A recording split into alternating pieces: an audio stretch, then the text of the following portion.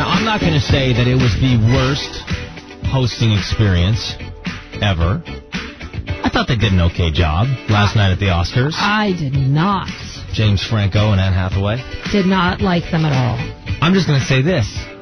It's got to be really hard to measure up to what Hugh Jackman did a couple years ago.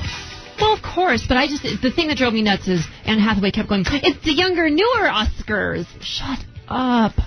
I just don't think you like her. I thought they did a fine job. I like her, and I like James Franco. I did not like them hosting. Well, 260-9870, that is the number, and 411-987, of course, if you want to text us. How do you think they did last night in the Oscars? I agree with you in the sense that I don't think it was the greatest, but I don't think they did that bad. Come on, it was okay. It was funny at times, right? No.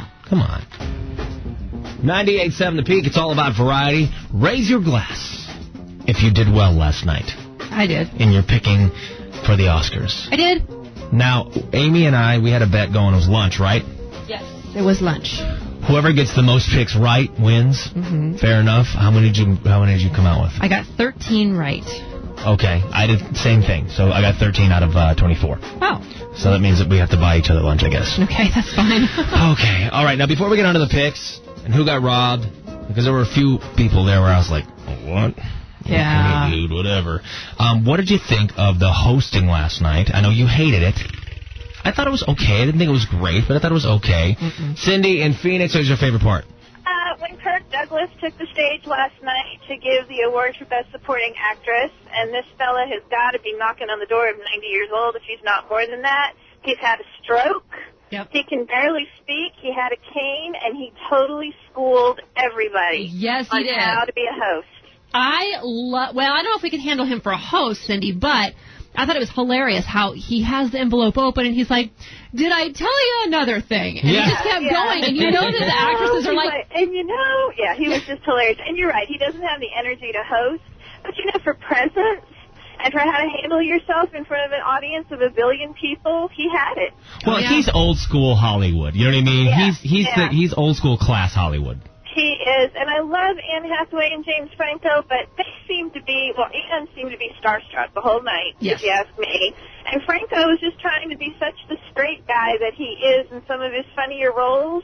And he was deadpanning when he shouldn't have been deadpanning. He wasn't that funny. No, he wasn't. He wasn't. Do you remember a few years ago, Cindy? I think we lost her there. Sorry about that, Cindy. Thanks for calling in. We appreciate it. I tell you what. I personally agreed with just about all the majors. Got them just about dead on right.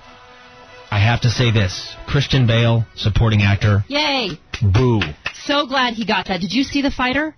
I didn't. Okay, then I saw the clips. I saw the clips. Okay, but what about Jeffrey Rush? No, you can't. He was so good. Well, that's fine, but Christian Bale was so much better. Did you see Jeffrey Rush? Yes.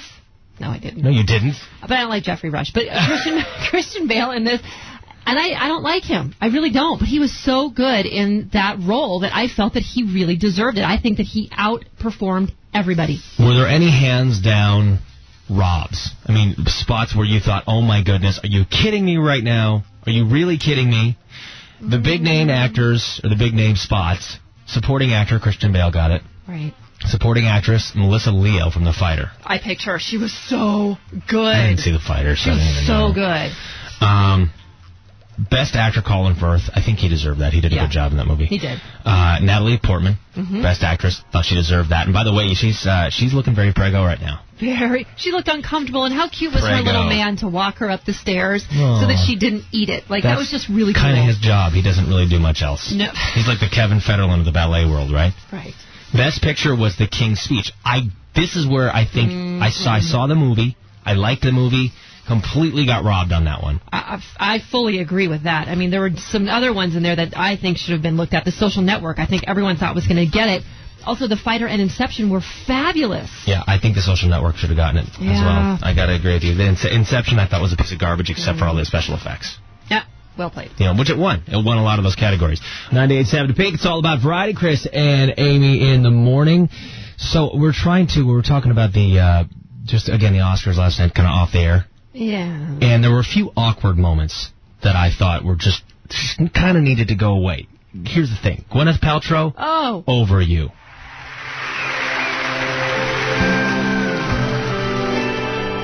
This country thing that she's trying to do? It's a 4-letter word, a place you go to heal your hurt. It's an altar, it's a shelter.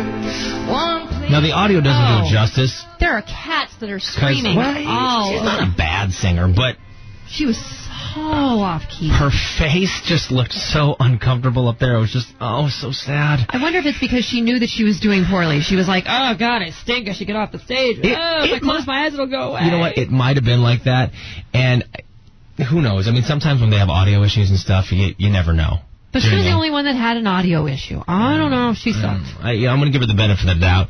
The one thing that I saw on the Oscars last night that I remember after it was done, I remember thinking, oh God, I didn't need to see that. And I don't know why, because he is who he is. Randy Newman, when he did that song. Yeah. Oh, there we go. Let's see if we can get this whole Gwyneth Paltrow thing stopped there. So he's the one that always does all the songs for Toy Story. Yeah. I'm very grateful for this and surprised. Okay, this is his acceptance speech. Great. I've been nominated 20 times. This is the second time. All right, I'm sorry. I thought that was the audio for his performance. So Randy Newman gets up there and he's playing the piano and he's like, we love together and he's doing this whole Randy Newman thing. And I'm like, you didn't like it? Well, Randy Newman is one of those guys that he's a soundtrack guy. Yeah. And I remember watching it going, wow, I didn't need to see that. Oh. It was uncomfortable. I know it's horrible and shallow and whatever, but the whole thing was just uncomfortable watching him do this performance. And if we can, let's see if we can get a videotape of it up online. Can we do that? Or not videotape. Gosh, how old am I? See if there's a YouTube video or something of his performance. I don't think he was uncomfortable. I thought Gwyneth Paltrow, I felt uncomfortable. I felt that I needed to do something to get out of that situation, but I didn't think he was bad. I enjoyed him. When he was performing, I think it was just him. Like, I was looking at him going, I don't even need to see you ever perform. I like hearing you. I don't ever want to see you. Not ever. Randy Newman. Poor Randy Newman. Oh.